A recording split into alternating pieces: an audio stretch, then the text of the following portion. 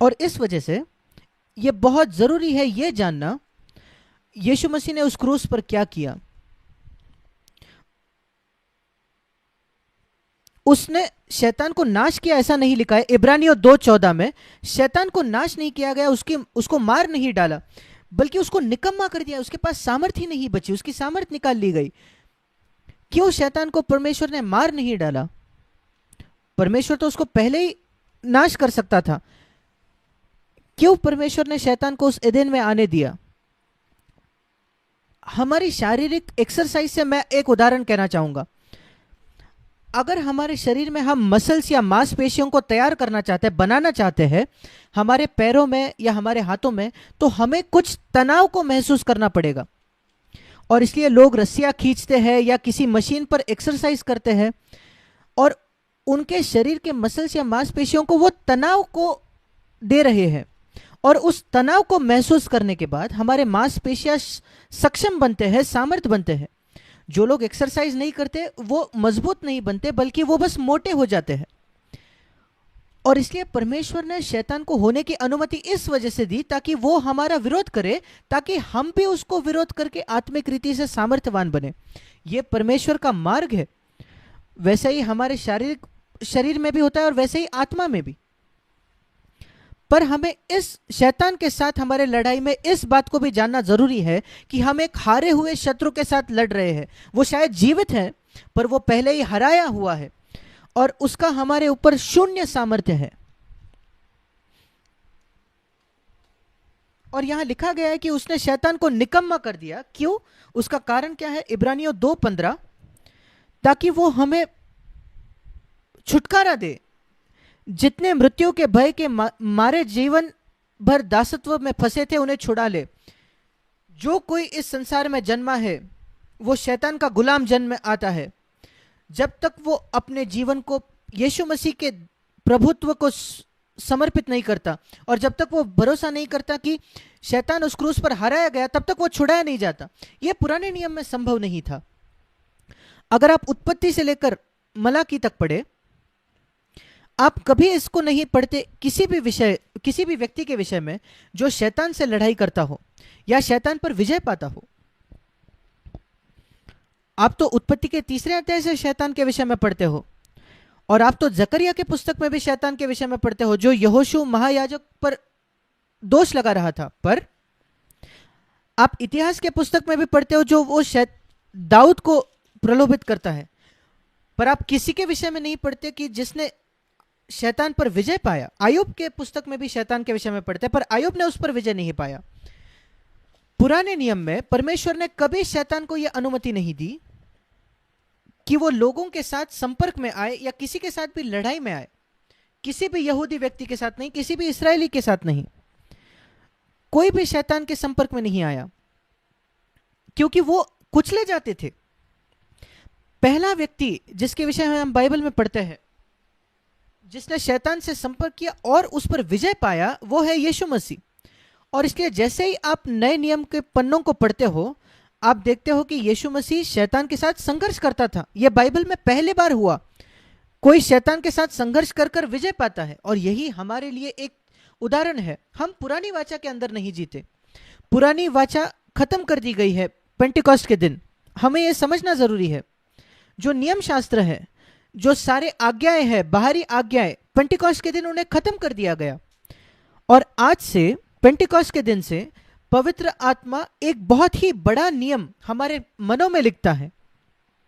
सिर्फ हत्या करे यह नहीं, बल्कि गुस्सा भी न करे। सिर्फ व्यभिचार न करे यह नहीं, बल्कि किसी स्त्री के पास काम इच्छा से ना देखे। और यह पवित्र आत्मा करता है। हम पुराने वाचा के अंदर नहीं है, हम नई वाचा के नीचे है। जितना यीशु मसीह मूसा से ऊपर है, ऊंचा है। क्या आप जानना चाहते हो नई वाचा पुरानी वाचा से कितनी बेहतर है? तो यही देखें कि यीशु मसीह मूसा से कितना ऊपर, कितना बेहतर है। वे मूसा के अनुयायी थे, हम यीशु के अनुयायी हैं। और पुरानी वाचा में वो लोगों से, और देखिए ये अद्भुत वचन जो यीशु मसीह ने कहे उसके जीवन के अंत में, यूहन्ना उसके 14 अध्याय में, उसका 30 वचन, यूहन्ना 14:30।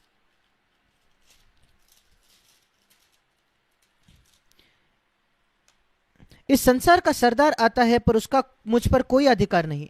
यीशु मसीह ने इस बात को स्वीकार किया कि शैतान इस संसार का सरदार है, इस शारीरिक संसार का नहीं, बल्कि ये जो संसार की प्रणाली है, रीति है, जो सारे सिनेमा को चलाती है, जो पॉलिटिक्स पर नियंत्रण रखती है और इतनी सारी मनोरंजन पर नियंत्रण रखती है, इस संसार का सरदार है शैतान। जब यीशु मसीह संसार में थे तब भी वो इस संसार का सरदार था और वो आज भी इस संसार का सरदार है। और इसलिए आप देखते हैं कैसे इस इंटरनेट पर अश्लील चीजों ने इतनी सारी चीजें बढ़ गई है। क्यों? कौन इसको चलाता है? शैतान। और हम उस विश्वासी के विषय में क्या कहे जो अपने कंप्यूटर को ऑन करके या अपने फोन में इस अश्लील बातों को या पोर्नोग्राफी को देखे, जो शैतान चला रहा है। क्या आपको लगता है ऐसा मसीही यीशु मसीह के साथ संगति में है? या आपको लगता है ऐसा व्यक्ति शैतान पर विजय पा सकता है? नहीं, जब तक वो देख रहा है तब तक बिल्कुल नहीं।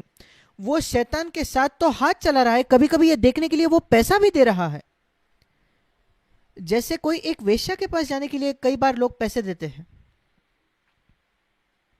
ये वो तरीके हैं जैसे शैतान लोगों का, परमेश्वर के लोगों का फायदा उठाता है।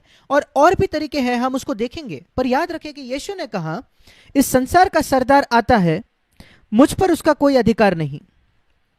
यह क्या अद्भुत गवाही है। 33.5 वर्षों के लिए वो इस पृथ्वी पर जिया, हमारे लिए ही, हमारे ही तरह परखा गया। और शैतान उसके अंदर घुसने की प्रवेश करता रहा, कोशिश करता रहा, पर वो कभी यीशु मसीह के जीवन में पैर रखने तक की जगह नहीं पा सका। यीशु मसीह के पीछे चलने का क्या अर्थ है? यीशु मसीह कहता था मेरे पीछे चलो, मेरे पीछे चलो। यहां हमें उसके पीछे चलना है। जिस प्रकार उसने शैतान का विरोध किया और पाप का विरोध किया, हमें उस क्षेत्र में उसके पीछे चलना है पवित्र आत्मा के सामर्थ्य के द्वारा। और इस वजह से हमें पवित्र आत्मा से भरना जरूरी है। हम पाप पर विजय नहीं पा सकते अगर हम पवित्र आत्मा से भरपूर नहीं हो तो। और उसको इस प्रकार नहीं माने कि यह कोई गैर जरूरी बात है। हमें पवित्र आत्मा से भरना जरूरी है हर दिन। एक ही बार का यह अनुभव नहीं है, प्रतिदिन। क्योंकि यह इकलौता मार्ग है जैसे हम विजय पा सकते हैं। और हमें परमेश्वर के वचन पर विश्वास रखना है कि शैतान उस क्रूस पर हराया गया था। मैं आपको एक अद्भुत वचन दिखाना चाहता हूं बाइबल में, जिसने मेरी बहुत सहायता की।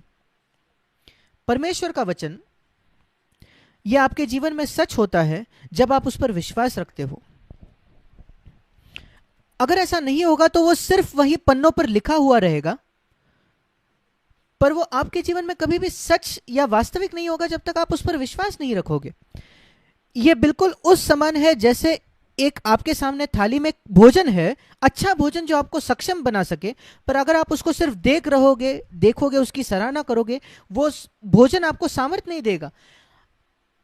अगर आप उसको खा भी लोगे तो भी वो आपको सामर्थ्य नहीं देगा जब तक वो पच नहीं जाता।